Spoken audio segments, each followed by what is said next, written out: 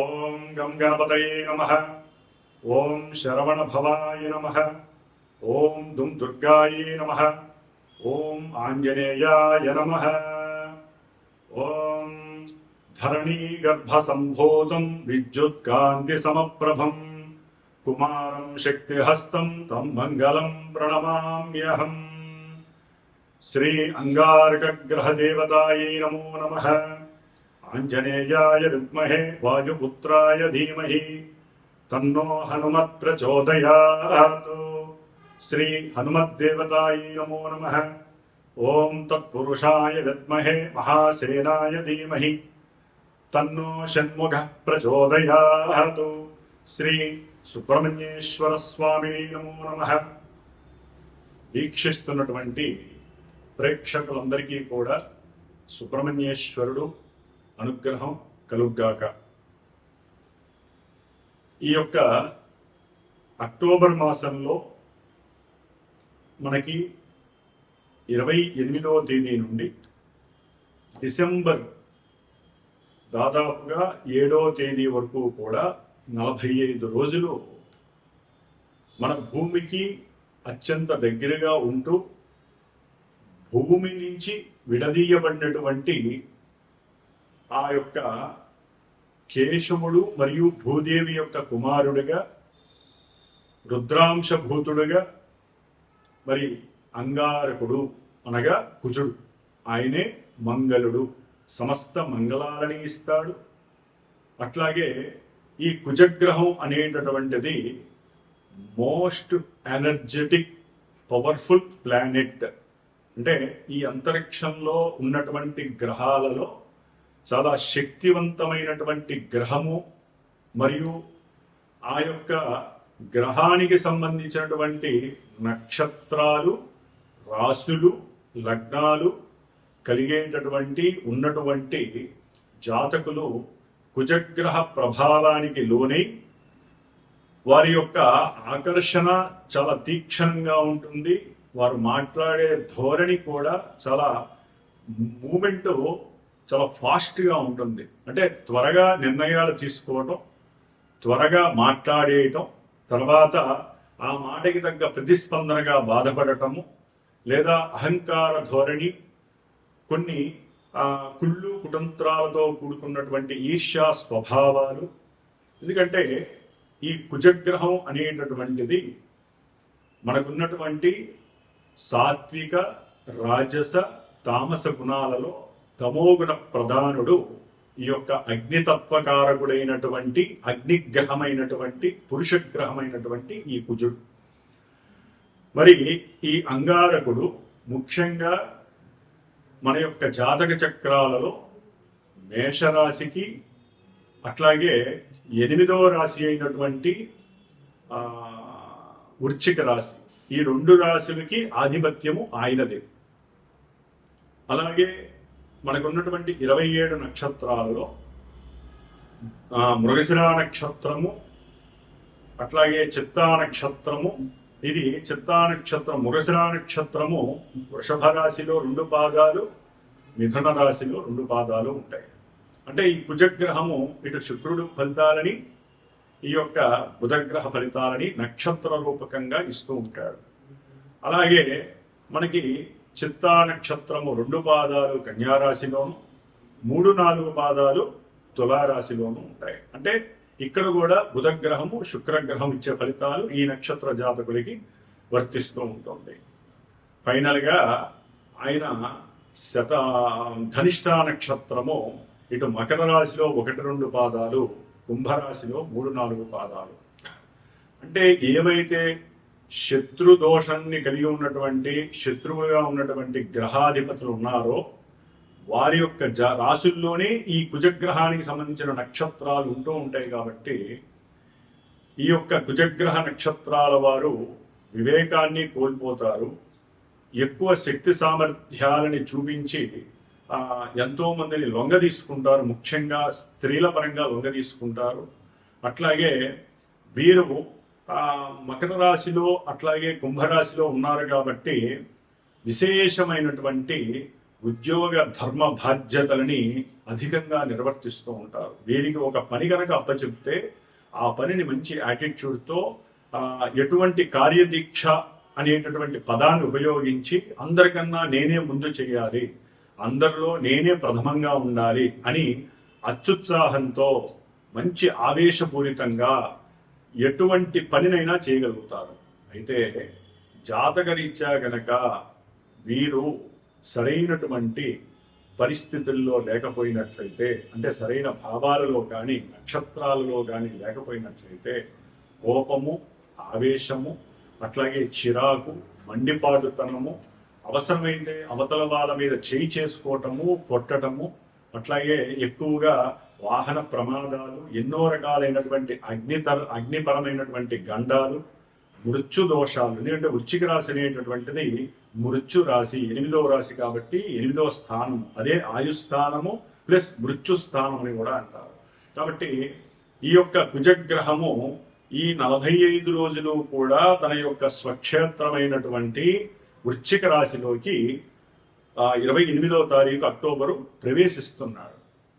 కాబట్టి ఈ యొక్క అంగారక రాశి అయినటువంటి వృశ్చిక రాశిలో 3 నక్షత్రాలు ఉంటాయి. విశాఖ నక్షత్రము 4వ పాదము, అనురాధ నక్షత్రము 1, 2, 3, 4 పాదాలు, అట్లాగే జ్యేష్ఠ నక్షత్రము 1, 2, 3, 4 పాదాలు. ఈ యొక్క 3 నక్షత్రాలు 9 పాదాలలో ఆయన సంచారం చేసేటప్పుడు వీరిచ్చేటటువంటి నక్షత్రాధిపతులు ఇచ్చేటటువంటి ఫలితాలు, ఆ భావాది ఫలితాలు కుజగ్రహం చక్కగా ఇస్తూ ఉంటుంది. అది మంచి కావచ్చు, చెడు కావచ్చు. ముఖ్యంగా ఈయన ఉన్నటువంటి అంతర్గత రాశి ఇది చాలా డీప్గా ఉండేటటువంటి రాశి, వృశ్చికము, స్కార్పియో అంటారు. కాబట్టి ఈ అంగారక గ్రహము చాలా చాలా దోషభూయుక్తమైనటువంటిది. ముఖ్యంగా వివాహ వ్యవస్థలో ఈ గ్రహము కనుక వారి జాతకంలో జన్మ లగ్నంలో కానీ చంద్ర రాశిలో కానీ శుక్రుడితో కానీ కలిసి ఉన్న లగ్నాతు చంద్ర లగ్నాతు ఈ యొక్క కుజగ్రహము 1 అంటే ఆ రాశిలో కానీ లగ్నంలో కానీ, కుటుంబ స్థానమైనటువంటి 2వ స్థానంలో కానీ, సౌఖ్య స్థానమైనటువంటి 4వ స్థానంలో కానీ, ఆ ఆయుస్థానము స్త్రీలకైతే కనుక సౌభాగ్య స్థానం 8వ స్థానంలో కానీ, అట్లాగే ద్వాదశం అనేటటువంటిది ప్రమాదాలని, అట్లాగే ఎన్నో రకాల ఆర్థిక అసమానతల్ని, అప్పులని సూచించేటటువంటి స్థానము ఈ యొక్క 12వ స్థానము. కాబట్టి ఇక్కడ గనక ఉన్నట్లయితే ఈ కుజగ్రహ దోషము అని అంటారు, దీన్ని కుజ దోషము అంటారు. వివాహ వ్యవస్థలో ఈ కుజ దోషానికి చాలా చాలా విశేషమైనటువంటి పరిస్థితులు కల్పిస్తూ ఉంటారు. మన యొక్క ముహూర్త భాగంలో కూడా, ముహూర్తంలో కూడా అష్టమ కుజుడు. అట్లాగే మనకి ఏదైతే గనక బాలారిష్ట దోషాలు ఉంటాయి, బాలారిష్ట దోషంలో కూడా ఈ కుజగ్రహము 7వ స్థానంలో ఉండకూడదు. ఇది మహాదోషము. 8వ స్థానంలో ఉన్న బాలారిష్ట దోషము అని చెప్తూ ఉంటారు.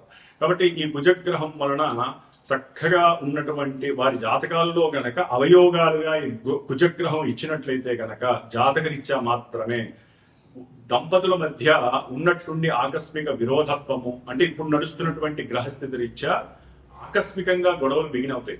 అంటే ఈ కుజగ్రహం ఏంటంటే స్త్రీల యందు ఎక్కువగా మక్కువ, తన యొక్క శక్తి సామర్థ్యాలతో ఆకర్షించటము, అట్లాగే ఎక్కువగా మోసపూరితమైనటువంటి అబద్ధాలతో కూడుకున్నటువంటి మాటలు చెప్పటము, అవతల వారిని అట్రాక్ట్ చేసి వారిని ఇబ్బంది పెట్టడము, అవసరమైతే నయాన భయానాన్ని మించి అవసరమైతే హత్యలు చేయడానికి కూడా ఈ కుజగ్రహం అనేటటువంటిది ఫోర్సుబుల్ గా వారి యొక్క జాతకంలో ఉంటే అది ఇప్పుడు ప్రెసెంట్ యాక్టివేట్ అవుతూ ఉంటుంది. కాబట్టి అన్నదమ్ముల మధ్య విరోధత్వము కావచ్చు, భూ సంబంధిత ల్యాండ్ మ్యాటర్స్ కానీ ఏదైనా సరే, కబ్జాలు కావచ్చు, కబ్జాలు చేసిన వాడు మీ మీద పగ తీర్చుకోవచ్చు, లేకపోతే రియల్ ఎస్టేట్ రంగంలో ఎవరైతే ఏజెన్సీగా పనిచేస్తున్నారో స్థలాలు అమ్మించడానికి వారు కొంచెం జాగ్రత్తగా ఉండాలి. లేనిపోని అబద్ధపు మాటలు చెప్పకండి. అవతల వ్యక్తులు మీకు శత్రువులుగా మారే పరిస్థితి ఉంటుంది. ఎందుకంటే వృశ్చిక రాశిలో కుజులు వచ్చినప్పుడు రహస్య స్థావరానికి సంబంధించి అట్లాగే ముఖ్యంగా మిలిటరీ వ్యవస్థ కావచ్చు, ఈ వ్యవస్థల్లో ఎన్నో రకాలైనటువంటి ప్రాబ్లమ్స్ కలిగే అవకాశాలు ఉంటాయి. మన యొక్క రహస్యాలని బయట దేశాలకి అందించే పరిస్థితులు కూడా ఉద్యోగస్తుల్లో ఉండేవారు ఉంటారు.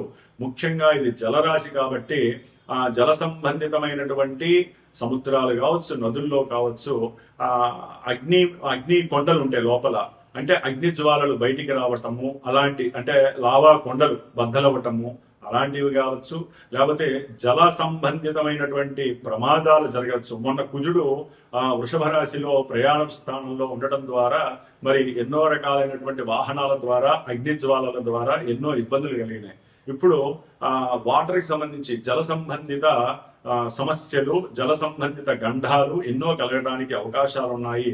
ముఖ్యంగా ఈ స్థానము స్త్రీలకి ఋతు సంబంధపరమైనటువంటి హార్మోన్స్ ఇన్బ్యాలెన్సింగ్ వలన వచ్చేటటువంటి అసమానతల వలన వచ్చేటటువంటి ఎన్నో రకాల ఋతు సంబంధమైన పీరియాడిక్ ప్రాబ్లమ్స్ ని క్రియేట్ చేసే స్థానం ఇది.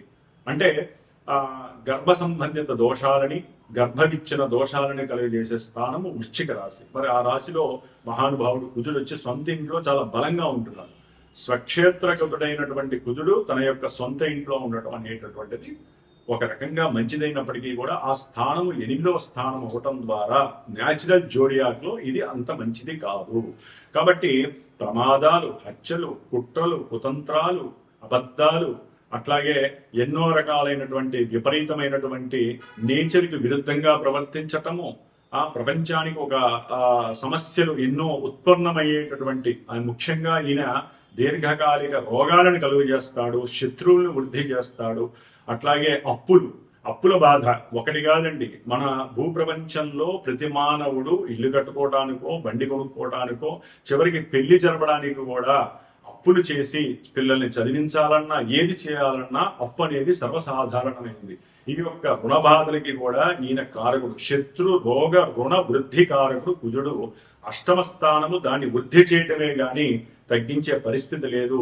ముఖ్యంగా వివాహ యోగము లేనటువంటి వారికి కుజదోషాల వలన, అట్లాగే సంతానపరమైనటువంటి దోషాలు, అది ఏ రకంగానైనా సంతానం లేకపోవటం, సంతానం పుట్టి చనిపోవటము, లేకపోతే సంతానం పుట్టిన తర్వాత వారికి రకరకాలైనటువంటి అంటే శారీరకంగా ఎదగలేకపోవటము, లేకపోతే గర్భ విచ్ఛిన్న దోషాలు 3వ నెలలోనో 2వ నెలలోనో గర్భ విచ్ఛిన్న దోషాలు జరగటము. ఎందుకంటే ఇప్పుడు ఎందుకు చెప్తున్నామంటే ఈ వృశ్చిక రాశిలో ఉన్నటువంటి కుజుడు రాహుని 4వ దృష్టితో చూస్తున్నాడు. ఎక్కడైతే రాహుకి కుజుడికి సంబంధము కలుగుతుందో అది మనకి కాలసర్ప యోగ దోషంగా భావించబడుతుంది. అది ఏ రకంగానైనా కానీ వాళ్ళిద్దరికీ సంబంధం ఉండకూడదు. కాబట్టి ఒక రకంగా చెప్పాలంటే ఇది చాలా ఇబ్బందికరమైనటువంటి పరిస్థితుల్ని తెలియజేస్తోంది ఈ కుజగ్రహము రావటం అనేటటువంటిది.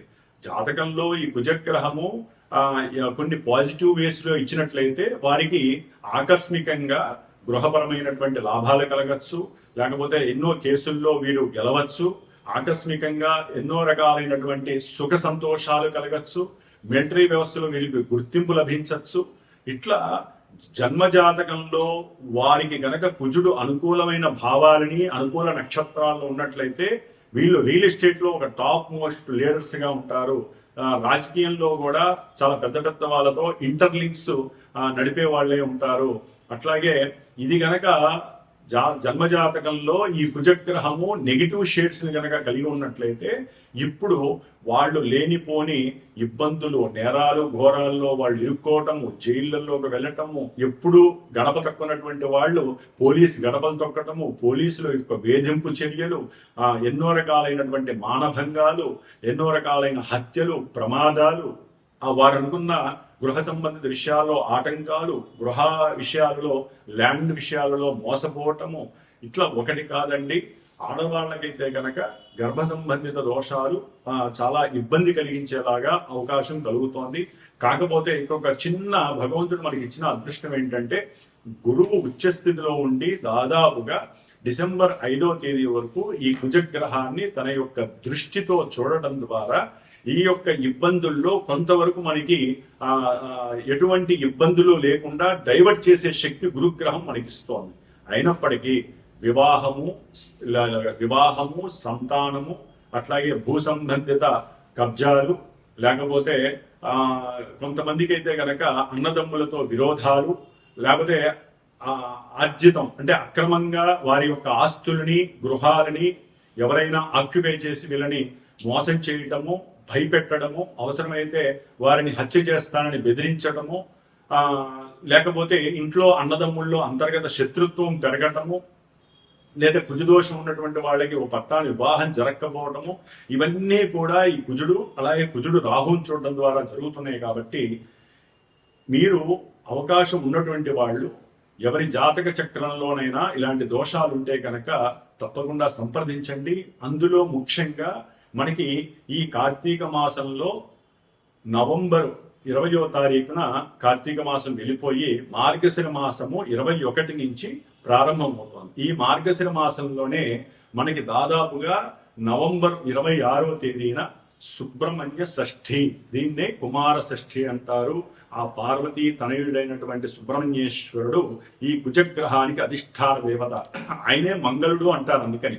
కాబట్టి ఈ దోషాలు ఎవరికైనా ఉన్నట్లయితే ఈ సుబ్రహ్మణ్య షష్ఠి రోజున, స్కంద షష్ఠి రోజున, ఎందుకంటే ఆయన డిసెంబర్ 7 వరకు ఉంటాడు. ఈ కుజగ్రహము ఈ ఇందాక చెప్పిన మొట్టమొదటి చెప్పినటువంటి 3 నక్షత్రాలలో అనురాధ నక్షత్రంలో ఉన్నటువంటి ఆ యొక్క స్టేజ్లో, అట్లాగే శత్రు నక్షత్రమైనటువంటి బుధ నక్షత్రంలో ఉన్నప్పుడు ఎవరైతే గనక మనం శ్రీమాతా జ్యోతిషాలయ పీఠంలో ఆ సుబ్రహ్మణ్య షష్ఠి రోజున 26వ తారీఖు నవంబర్ 26వ తేదీన దాదాపుగా 21వ తేదీ నుంచి 26వ తేదీ వరకు 6 రోజులు సుబ్రహ్మణ్యేశ్వరుడి సంబంధించినటువంటి సర్పదోష నివృత్తి కోసము, వారు కోరుకున్న అభీష్ట సిద్ధి కోసము, దోషాలు పోవడానికి సర్పసూక్త జపము, కుజగ్రహ జపము, ఈ 2 గ్రహాల అంటే కుజగ్రహ జపము, సర్పసూక్త జపాన్ని ఆచరిస్తూ చివరగా 26వ తేదీన మన యొక్క శ్రీమాతా జ్యోతిషాలయ పీఠంలో ఆ యొక్క వళ్ళీ దేవసేన సమేత సుబ్రహ్మణ్యేశ్వరుని యొక్క కళ్యాణము మరియు సుబ్రహ్మణ్య పాశుపత హోమము అనేటటువంటిది జరుగుతోంది. కాబట్టి వివాహం కోసమైతే గనక కళ్యాణంలో స్త్రీలు కావచ్చు, పురుషులు కావచ్చండి, ముఖ్యంగా ఎవరైనా సరే ఈ యొక్క కళ్యాణంలో మీ యొక్క గోత్రనామాలు ఇచ్చి పార్టిసిపేట్ చేయండి, పీఠానికి ఫోన్ చేయండి. అట్లాగే ఈ యొక్క 6 రోజుల సర్పసూక్తము, కుజగ్రహ దోష నివారణార్థమే కుజగ్రహ శాంతి, చివరిలో స్వామివారికి హోమము, ఈ యొక్క కార్యక్రమము మొత్తము కూడా జరిగే అవకాశం ఉంటుంది. కాబట్టి ఈ యొక్క అత్యద్భుతమైనటువంటి అవకాశాన్ని సద్వినియోగం చేసుకోండి. ముఖ్యంగా ఈ నవంబర్ 12వ తేదీన ఈ కుజగ్రహము మరియు శని కూడా నవంబర్ 28వ తేదీన ఆయన రుజుమార్గంలోకి వస్తున్నాడు. కాబట్టి కుజగ్రహ దోష పరిహారార్థమై, సర్పగ్రహ దోష నివారణార్థమై మనకి కాశీ క్షేత్రంలో గంగానది ఒడ్డున నవంబర్ 12వ తేదీ నుండి నవంబర్ 17వ తేదీ వరకు దాదాపుగా 4-5 రోజులు అక్కడే ఉండి మృత్యుంజయ జపము, మన్యసూక్త జపాన్ని ఆచరిస్తూ స్వామివారికి ఒక రోజు ఆ గంగానదితో శతలింగార్చన 108 మృత్తికా లింగాలతో చక్కగా స్వామివారిని శతలింగార్చన కార్యక్రమం మహన్యాసపూర్వకంగా ఈ పంచసూక్తాలతో అభిషేకించి ఆ యొక్క ప్రసాదము, ముఖ్యంగా రుద్రాక్షకి కూడా అభిషేకం చేసి పంచముఖ రుద్రాక్షకి ఆ యొక్క రుద్రాక్షని ఈ చివర్లో చేసేటటువంటి సుబ్రహ్మణ్య పాశుపత హోమంలో కూడా ధరింపజేసి ఆ యొక్క ప్రసాదాన్ని చక్కగా మీకు వితరణ చేసే అవకాశం లభిస్తుంది. కాబట్టి ఎవరైనా సరే ఈ యొక్క కాశీ క్షేత్రానికి సంబంధించినటువంటి ఈ అభిషేకంలోను, అంటే శతలింగార్చన అభిషేకంలోను, లేదా మనకి చివర్లో నవంబర్ 26వ తేదీన ఈ యొక్క సుబ్రహ్మణ్యేశ్వర యొక్క కళ్యాణము, పాశుపత రుద్రహోమము, అట్లాగే సర్పసూక్త జపము, దీంట్లో పాల్గొనదలిచిన వాళ్ళు మనకి 28వ తేదీ నవంబర్ కాలభైరవాష్టమి వస్తోంది. కాలభైరవుడు ఈ కాశీక్షేత్రం వెళ్ళినప్పుడు కాలభైరవుని కూడా అర్చించి స్వామివారి దగ్గర పెట్టినటువంటి పాద పూజ చేసినటువంటి ఆ కాలభైరవ రక్షణ కూడా మీకు అందజేయటానికి, అట్లాగే అక్కడ వారాహి అమ్మవారి యొక్క అనుగ్రహం పొంది ఆ తల్లి యొక్క కుంకుమ ధారణను కూడా మీకు అందజేయడానికి నేను ప్రత్యేకించి సిద్ధంగా ఉన్నాను. కాబట్టి మనము జాతక విశ్లేషణతో పాటుగా ఈ యొక్క గోచార ఫలితాలను చెప్పుకునేటప్పుడు మనకి ఏ గ్రహం అయితే బాలేదో, ఏ గ్రహం వలన ఈ ఇబ్బందులు కలుగుతున్నాయో వాటికి సంబంధించినటువంటి పూజాదికాలో, హోమాలో, జపాలో, తపాలో చేసుకోవటమే మన యొక్క శాస్త్ర ధర్మము, ముఖ్యంగా జ్యోతిష్య శాస్త్ర ధర్మము. కాబట్టి ఈ జ్యోతిష్యాన్ని నమ్మాలి, అట్లాగే పరిహారాల్ని ఆచరించాలి. దీన్ని విస్మరించకూడదు, దీన్ని వేలెత్తి చూపించే పరిస్థితి ఎవ్వరూ చెయ్యకండి. ఈ యొక్క జ్యోతిష్యం ద్వారా మీ యొక్క జన్మజాతకం ఉన్నా లేకపోయినా, ప్రజెంట్ మీకు ఈ సమస్యల్లో ఎవరైనా పుట్టుమిట్టాడుతున్నా, ఇలాంటి అవకాశాలని సూక్ష్మంగా ఉపయోగించుకొని మనకున్నది దాంట్లో చక్కగా పార్టిసిపేట్ చేసి ఆ యొక్క ప్రసాద భస్మాన్ని, ప్రసాద రక్షని మీరు గనక ధరించినట్లయితే గనక ఆ స్వామివారి యొక్క అనుగ్రహంతో, సుబ్రహ్మణ్యేశ్వర స్వామి అనుగ్రహాన్ని పరిపూర్ణంగా పొంది భవిష్యత్తులో వివాహ యోగము, సంతాన యోగము, గృహ భూలాభ యోగము, ఇంకా ఏవైతే మీరు కోల్పోయి ఉన్నారో అవన్నీ పొంది రుణ విముక్తులే, ముఖ్యంగా రుణ విమోచనార్థమై చేస్తున్నాం. కాబట్టి ఈ కార్తీక అమావాస్య రోజున పీఠంలో ప్రతి నెల కూడా ఏదో ఒక హోమం, పాశుపత హోమాన్ని చేస్తూ ఉంటాం. కాబట్టి ఈసారి రుణ విమోచన హోమాన్ని నవంబర్ 20వ తేదీన అమావాస్య రోజున మన పీఠంలో రుణ విమోచన పాశుపత రుద్ర హోమం జరుగుతోంది. కాబట్టి ఎవరికి ఏ రకమైన సమస్యలు ఉన్నాయో అది విన్నవించుకొని మీకు సంబంధించినటువంటి హోమంలోనో కళ్యాణంలోనో పాల్గొనే పరిస్థితిని చక్కగా తీసుకోండి. పర్సనల్ గా ఎవరైనా సరే వారి జన్మజాతక రీత్యా ఎప్పుడు వివాహం అవుతుంది, సంతానం కలుగుతుంది, ఇంకా వారికి ఉన్నటువంటి దోషాలు పోవడానికి చక్కగా పీఠానికి ఫోన్ చేసి సంప్రదించండి. మీ యొక్క జన్మజాతక విశ్లేషణని చక్కగా తెలుసుకోండి. మీ యొక్క రహదారిలో ఉన్నటువంటి ముళ్ళుని, దోషాలని కూడా తొలగించుకుంటూ ఏదో ఒక చిన్నదో పెద్దదో మీకున్న దాంతో పరిహారాన్ని ఆచరిస్తూ ముందుకు వెళుతూ మన యొక్క సనాతన ధర్మాన్ని కాపాడండి. మీకున్నటువంటి యోగాలన్నింటినీ కూడా చక్కగా పట్టుకోండి. కాబట్టి ఇప్పుడు మేషాది ద్వాదశ రాశుల వారికి ఈ కుజగ్రహ ప్రభావము ఏ విధంగా ఉండబోతోంది, ఏ విధంగా వారు జాగ్రత్తలు తీసుకోవాలి 45 రోజులు అనేటటువంటి విషయాన్ని మనం గనక తెలుసుకున్నట్లయితే కనుక ఇప్పుడు మేషరాశి వారికి ఏ విధంగా ఉంటుంది, తర్వాత మిగతా 12 రాశుల వారికి ఏ విధంగా ఉంటుందో చర్చించుకుందాం. కన్యారాశి వారికి ఈ నెల అక్టోబర్ 27వ తేదీ నుండి డిసెంబర్ 7వ తేదీ వరకు కూడా ఈ కుజుడు తన యొక్క స్వంత రాశిలో 3వ రాశి అయినటువంటి వృశ్చిక రాశిలో సంచరించటము, ఇంకా కొన్ని గ్రహాల యొక్క అనుకూలతలు వీరిని ఒక మంచి స్థాయిలో గుర్తింపు తెచ్చే విధంగా కన్యారాశి వారికి జరగబోతోంది. ఈ 45 రోజులు ఈ కుజగ్రహము మంచి పరాక్రమము, అట్లాగే మంచి వ్యక్తిత్వ వికాసవంతమైనటువంటి ఆలోచనలు, ఏ పనికైనా ముందుకు దూకే స్వభావము, అట్లాగే మంచి యాటిట్యూడ్తో, మంచి పరాక్రమమైనటువంటి ఆలోచనలతో, గుర్తింపు కలిగినటువంటి ఆలోచనలతో మీరు ముందుకు దూసుకు వెళ్ళేటటువంటి చొరవ కలిగినటువంటి జాతకులు అని చెప్పుకోవచ్చు. ఈ 45 రోజులు కుజగ్రహం 3వ రాశిలో ఉండటం ద్వారా మీరు అనుకున్న పనులన్నిటిలో గుర్తింపు, సార్థకత, సాధకత లభిస్తుంది. అట్లాగే అన్నదమ్ముల యొక్క వైవిధ్యకరమైనటువంటి ఆలోచనలు బహిర్గతం అయిపోయి ఒకరికొకళ్ళు స్పందన చేసుకొని కుటుంబంలో సుఖ సంతోషకరమైనటువంటి వార్తలు వింటారు. అట్లాగే వాళ్ళందరూ కూడా కలిసిపోయే అవకాశం కలుగుతుంది. బంధువులు మిమ్మల్ని అర్థం చేసుకుంటారు, బంధువుల యొక్క సహకారం మీకు లభిస్తుంది. అది భూపరంగా మీరు ఏదైనా కొనాలనుకున్నా, లేకపోతే ఏదైనా గృహపరంగా కొనాలనుకున్నా ఇది ఒక రకంగా యోగ్యకరమనే చెప్పుకోవాలి.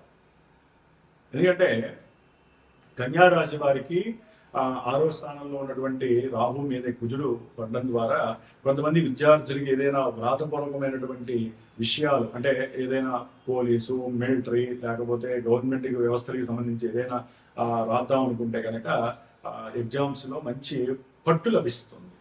ఎక్కడెక్కడ ఆలోచనలన్నీ వచ్చి వీళ్ళు ఒక గుర్తింపు స్థాయికి వెళ్తారు కన్యారాశి వారు. కాబట్టి విద్యాపరంగా బాగుంటుంది. అట్లాగే ఈ యొక్క శని నక్షత్రంలో వచ్చినప్పుడు మాత్రము అంటే 1 నుంచి ఈ 12 నవంబర్ 18 వరకు మాత్రము కొంచెం మీరు పెట్టినటువంటి పెట్టుబడుల విషయంలో కానీ, సంతాన విషయంలో కానీ, భార్యా సంబంధిత విషయాల్లో కానీ కొన్ని చిన్న నెగిటివ్ వైబ్రేషన్స్ కలుగుతాయి. కొంచెం అక్కడ జాగ్రత్త పడండి, ముచ్చటగా మాట్లాడండి. మాట్లాడే వాటిలో కొంచెం అంతర్గతంగా వేరే ఆలోచనలు ఉన్నా తెలివిగా మాట్లాడితే అవన్నీ సమస్యపోయే అవకాశం లభిస్తుంది. లేకపోతే అవే పెరిగి పెద్దగా కొన్నంత అవుతుంది. ఇక్కడ తెలివి ఉపయోగించండి, మాటని మాత్రమే జాగ్రత్తగా మాట్లాడండి. హార్షబుల్ ఉన్నా కూడా అంటే మీ జాతకంలో కుజుడు కనుక నెగిటివ్స్ చూస్తే ఇక్కడ హార్షబుల్తో మాట్లాడి అవసరం లేని అంతర యుద్ధాలు మీకు సృష్టింపబడతాయి. కాబట్టి జన్మజాతకం ప్రధానం ఇక్కడ.